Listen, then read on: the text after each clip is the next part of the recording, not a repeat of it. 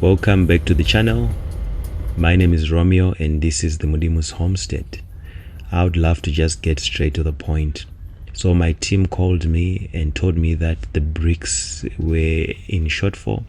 We needed to continue with the project, but the bricks are finished. So they needed at least 2,000 bricks to continue the build that we are doing.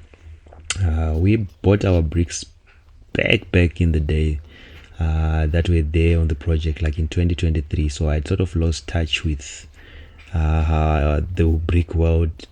So I began to make a few phone calls, and the common brick is what we are using. It was ranging from 130 for 1,000 bricks to some were saying 110, some were saying $100 for 1,000 bricks. So I realized that it sounds like these guys were just middlemen, and I wanted to find out where exactly is the source of these bricks. Aiwa, ndicho chidhina ndicho chidhina aiwa hapo chinoshandika nacho saka ndachitochida ichochi aiwa handizi hangu bhirida but ndiri kuona kunge chakanaka idombo rakanaka saka rikatinoita madhiri acho.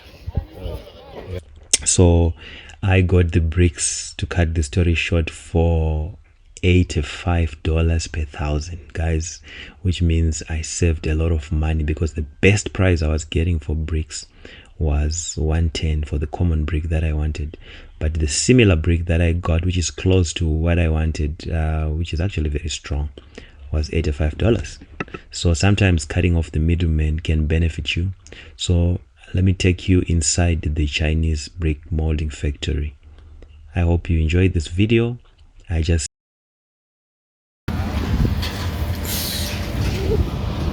So in my bid to cut out the middleman, I just decided to come by myself to just make sure that I would do the bricks here where they mold them, these Chinese spaces that they're doing the bricks.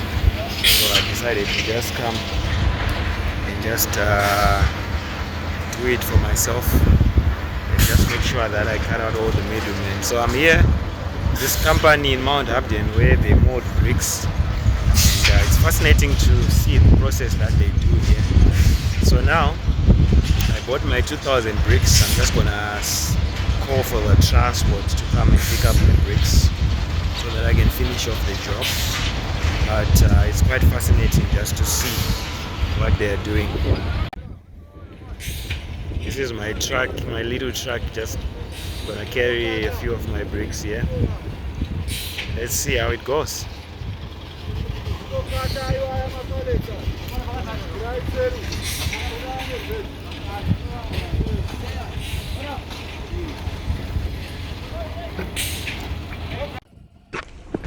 And also, when it comes to transport, you need to realize that there are drivers who drive the trucks. They don't own the cars, so they would put their own markup. If you meet a driver and ask how much they transport, you discover that the driver actually puts a markup, and the owner of the truck probably would just charge $60, but the driver puts their own crazy markups. So just find out who the transport owner is, and maybe phone directly the transport owners when you want to inquire about the trucks, those grabbers that carry bricks, or the small trucks. It's beneficial to talk to the actual owner of the car, because there are a lot of middlemen, I've discovered. So at the brick factory, even inside the factory, even the security guards wants to also put their markup. If you get by the gate, you already have people who are waiting there who wants to say, we can take you inside, and they'll also put their markup. So just be wary of that, because there are so many middlemen. So you can get a middleman, even a security guard can be a middleman. They'll put their $1, they'll put their $5. The driver on the transport will put their own $10. So your things can be exorbitant at the end of the day if you are not careful. So I just thought I would share this piece of information, what I discovered. And being on the ground, I'm telling you, it works magic.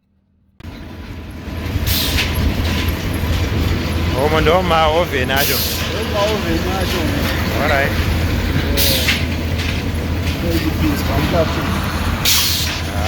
Technology there. Alright. Wachutobikwa.